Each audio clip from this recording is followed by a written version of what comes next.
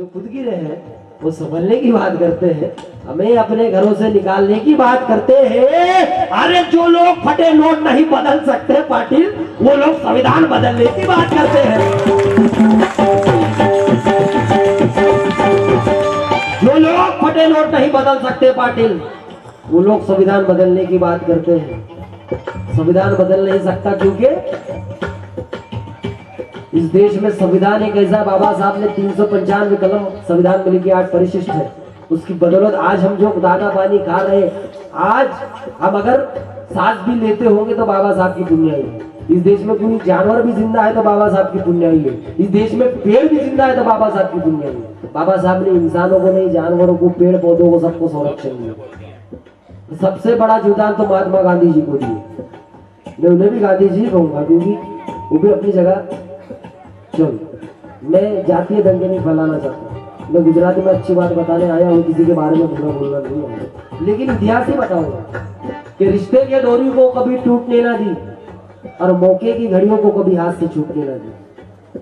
गांधी हमारे रिश्ते में मामा लगती है, पूछिए कैसे? गांधी हमारे मामा लगते हैं।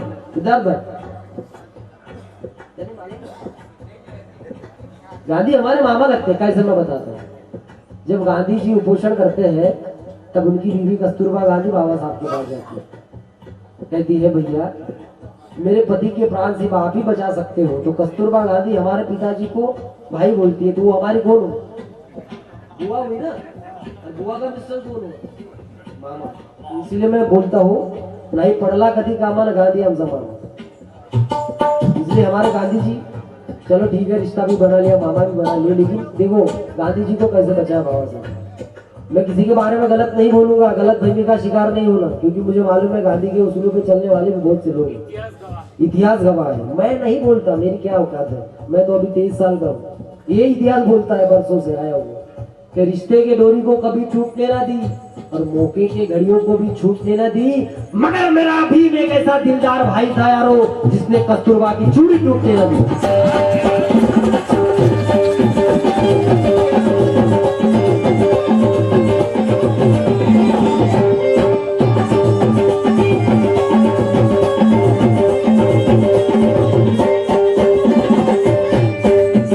कस्तूरबा की चूड़ी टूटने ना दी क्योंकि वो भारत के वासी है।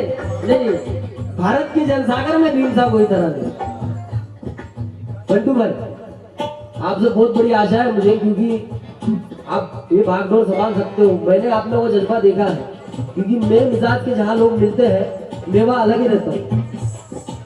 आए दिन अच्छे अच्छे बड़े बड़े लखपति करोड़पति लोगों से वास्ता पड़ता है, लेकिन कभी कभी उनके घर में 2 निवाले खाने को भी ऐसा लगता है यार नहीं खाओ, क्योंकि क्या है प्रोग्राम तो करा, काम तो खूब लेते हैं लेकिन मन से नहीं करते।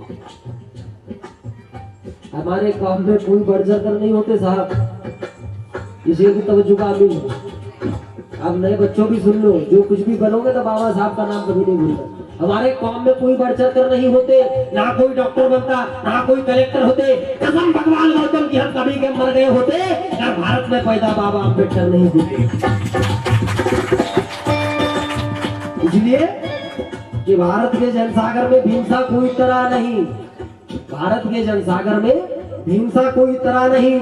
बोधि वृक्ष से बढ़कर पेड़ कोई हरा नहीं, जिसमें भरा है ज्ञान। बुद्ध धर्म में जो भरा है ज्ञान किसी भी मदद के ग्रंथ में भरा नहीं। हमने देखे हैं यहाँ के नेता मरे हैं इसी देश के लोगों के हाथों, मगर डॉक्टर भीमराव किसी के बंदूक के गोली से मरा नहीं। बाबा साहब ने कहा था अगर मेरे समाज के लिए मैं अगर कुछ नहीं कर पाऊंगा तो मैं खुद ही सुसाइड कर लूंगा। तो बाबा साहब वो कलेजा रखते थे। और बाबा साहब को चुनाव में दूसरी बार किसने हराया? बोरकर, ये हमारे भंडारे की तरफ का है, लेकिन बेचारे भंडारे वाले कभी नागपुर वालों के सामने गर्दन ही नहीं उठाते। लेकिन बहुत सुधर गए अभी भैया। सर मैं बताना चाहता हूँ बहुत बड़ा बदलाव आ गया भंडारे तरफ। आज ये कंडीशन है कि मेरे हर महीने में 4 प्रोग्राम उधर भंडारा की तरफ पक्के सुधर गए, बहुत सुधर गए। और सुधारना बहुत जरूरी है, क्योंकि गलती पर गलती करे, उसे गलती पर गलती करे उसे इंसान कहते हैं, और जो गलती समझकर भी फिर से गलती करे उसे शैतान करते हैं, शैतान कहते हैं। और जो अपनी गलती ना माने उसे हैवान कहते हैं। और जो जिंदगी में कभी गलती ना करे उसे हमारे भीमराव अम्बेडकर कहते हैं। क्योंकि बाबा साहब ने कभी जिंदगी में गलती नहीं की। जब बाबा साहब ने पुणे करार पे साइन किया तो बाबा साहब की आंखों से आंसू निकल आए। बाबा साहब इतने मर्दाना आदमी थे, कभी रोते नहीं थे। बाबा साहब अपनी जिंदगी में पूरी हयात में 4-5 बार रो गए। ये इसलिए मैं इतना ज्यादा बोल रहा हूँ क्योंकि मुझे पहले से बताया गया है कि बाबा साहब के बारे में लोगों को इन्फॉर्मेशन यहाँ बहुत कम है और ये जरूरी है। गाना आप तो बहुत से, क्या नाम इनका गाना बज रहा था रिकॉर्ड में, क्या नाम है भैया का? हेमंत जी चौहान। बड़ा मीठा गाते हैं, बड़ा अच्छा गाते हैं। गाना आप उनसे भी सुन सकते हैं। लेकिन मेरा ये जज्बा रहता है गाने के साथ अगर लोगों को प्रबोधन दिया जाए, क्योंकि क्या है, खाने में अगर नमक कम हो तो खाने का मजा नहीं आता, वैसे गाने में अगर प्रबोधन ना हो तो गाने का मजा नहीं आता। और वैसे हमारे बाबा साहब का गाना, क्योंकि आदमी नहीं बोलता, आदमी का नॉलेज बोलता है। और हमारे बाप ने तो इतनी किताबें पढ़ी है। हमारे बाप, एक बात तो मैं मेरे भाइयों को बताना जरूरी समझता हूँ, बाबा साहब ने किताबों के लिए घर खरीदा था। राजगुरु जी से बोलते 50,000 किताब देखो सर की पुस्तक, इतनी किताबें वहां थी। हाँ बताइए। और हमारे जब 50,000 की बाबा साहब के पास में किताबें थी, सर ये मेरा सवाल है मेरे नौजवान भाइयों से, मेरे समाज से, कि बाबा साहब ने एक इतिहास में पूरे वर्ल्ड में देख लीजिए, किताब उठाकर देख लीजिए, भारत का इतिहास उठाकर देख लीजिए, कितने विद्वान आए, कितने विद्वान गए, लेकिन एक ने भी किताबों के लिए घर नहीं खरीदा, रहने के लिए। अब वो क्या, शाहजहां ने मुमताज के लिए ताजमहल बना दिया, देखो उसका भी नाम अजरामर हो गया। लेकिन उसने खुद के लिए, अपने बीवी के लिए बनवाया, तो उसका स्वार्थ था। सही है गलत? ये उसका स्वार्थ था, उसने अपने बीवी के लिए बनवाया। किसी ने कुतुब मीनार बनाया, अपना नाम होने के लिए बनाया। लेकिन बाबा साहब ने किताबों के लिए घर खरीदा, क्यों किया? ये किताबें मेरे आने वाले समाज के लोग पढ़ना चाहिए, क्योंकि ज्ञान बांटने से बढ़ता है। बाबा साहब कहते थे पढ़ाई शेरनी का दूध है, जो भी पिएगा वो दहाड़ेगा। तो देखिए बाबा साहब ने राजगुरु नाम का घर लिया और उसमें किताबें थी, उसमें 50,000 की किताबें थी सर कहते हैं। तो मेरा ये कहना है, अरे अपने पिताजी के पास में 50,000 की किताबें थी उनके घर में, अपने घर में 10,000 की तो होनी चाहिए। Okay, number of books, okay okay. इतनी किताबें बाबा साहब के पास में थी, इतनी स्टडी थी, इतने पैसों की किताबें बाबा साहब के पास में थी। हमारे पास में 5-10 हजार की तो होनी चाहिए, 5-10 नहीं, चलो 2-4 हजार की तो होनी चाहिए। लेकिन हमारे घर में किताब कम, शराब की बोतल ज्यादा मिलती है। सही है गलत? सुना है आली जनाब खूब पीते हैं। मेरे नौजवान भाइयों के लिए, क्योंकि क्या है, जरा ज्यादा भी अगर डोज दिया जाए प्रोफेसर का तो इनको अच्छा नहीं लगता। अब मैं इनकी उम्र का हूँ तो मुझे अच्छे से समझ सकता हूँ। तो सुनाए आली जनाब खूब पीते हैं, सूरज भाई, सुनाए आली जनाब खूब पीते हैं, मिल जाए मुफ्त की तो बेहिसाब पीते हैं। शराब बेचकर जिसने अपना मकान बनवाया था, आज उसी के बच्चे वो मकान बेचकर शराब पीते हैं।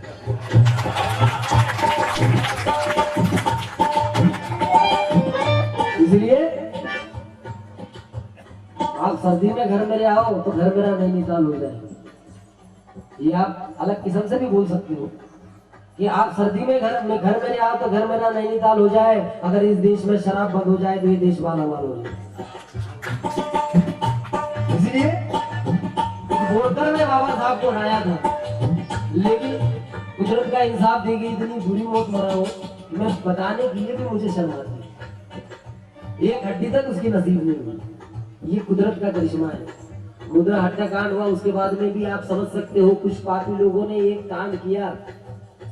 और कुदरत का इस देश में तो होना तो नहीं चाहिए भैया। आपकी गुजरात इतनी पावन भूमि कही जाती है, देवी देवताओं के मंदिरों की, तीर्थ स्थानों की कही जाती है।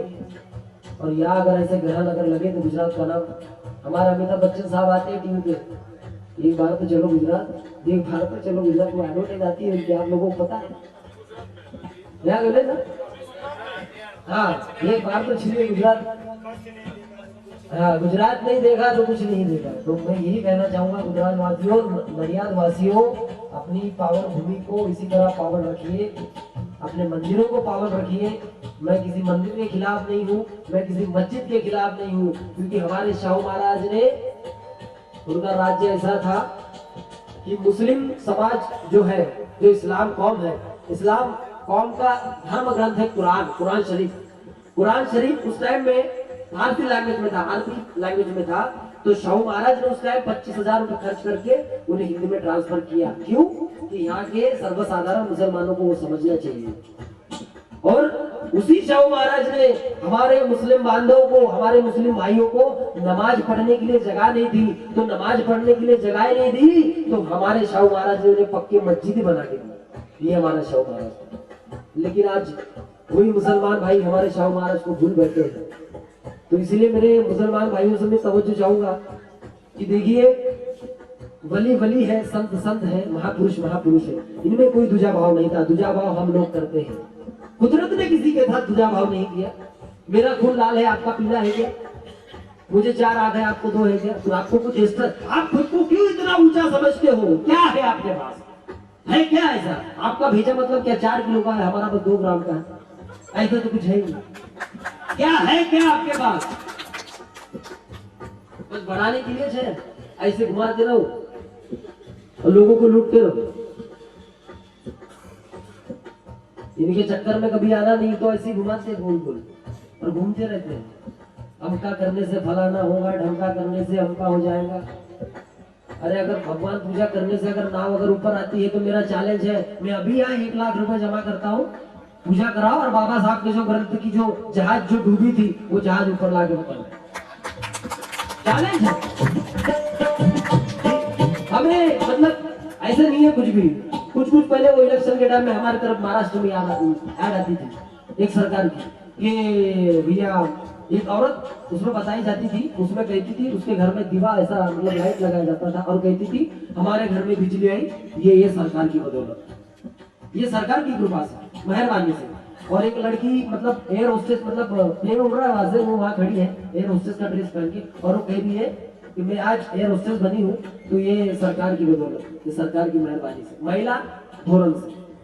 और ये एडवर्टाइज तो बाद में ऐसी आई कि क्या बताऊं, तेरा पेट धर के हंसेंगे पेट पकड़ के। ये गैया बताई गई और उसके बाद एक आदमी बताया गया और कहा गया मेरे भैया को बहुत दिन से बछड़ा नहीं हो रहा था तो बछड़ा हो गया सरकार की बात। बताइए क्या बोलेंगे इसका मतलब यही हो गया कि ये लोग हमें पागल समझते, चूता समझते, मूर्ख समझते हैं। ये कुछ भी सुनाए हम सुनते हैं। लेकिन अब बाबा की जनता भूली वाली नहीं रही। हम लोग भी सीखे हैं, हम लोग भी सीखे पड़े हैं, क्योंकि हम कलम के बदले तलवार चलाना भी जानते हैं। हम कलम के बदले तलवार चलाना भी जानते हैं और गर्दन काटने के अलावा गर्दन कटाना भी जानते हैं। इतिहास खोल कर देख लो, गवाह है। चक्रवर्ती अशोक सम्राट बुद्ध भी इतने बड़े योद्धा थे लेकिन कभी उन्होंने तलवार नहीं उठाई, क्योंकि बुद्ध के वाणी में वो धार थी। बाबा साहब ने कभी किसी को चपाट नहीं मारी, किसी को गाली नहीं दी। और आजकल के नेता कहते हैं, बोले भाषण देते हैं तो हमारे ऑडियंस बढ़ जाती है। अरे ऑडियंस क्यों? जबान में असर होना, बातों में दम होना तो पब्लिक रुकती है भैया। इतनी बड़ी पब्लिक रुकना बोले तो कुछ होता है। लोग आजकल के बड़े होशियार है, घर में गाने सुन लेते, अरे हट ये ऐसा जो होते घर में बहुत अच्छा, चलो किसी को कुछ अच्छा मिलता है तो लोग बैठते हैं, नहीं तो किसी को इतना वक्त नहीं है। बहुत लोगों को बाद में काम। तो आजकल के मेरे समाज के नेताओं से मैं यही कहना चाहूंगा, जो खुद को बहुत बड़े लीडर समझते हैं, गलती के गलत फहमी के शिकार नहीं होना आप लोग। कुछ लोग समझते हैं, वाकई समझते हैं। तो ऐसे लोगों से मेरा कहना है, अपने वाणी में पैदा करो वो असर, अपने शब्दों में पैदा वो करो वो असर, जैसे मंच पे बोला करते थे बाबा साहब अम्बेडकर। इसलिए मेरा कहना है, हर छुआ छूट के दिल में मैं कहूंगा,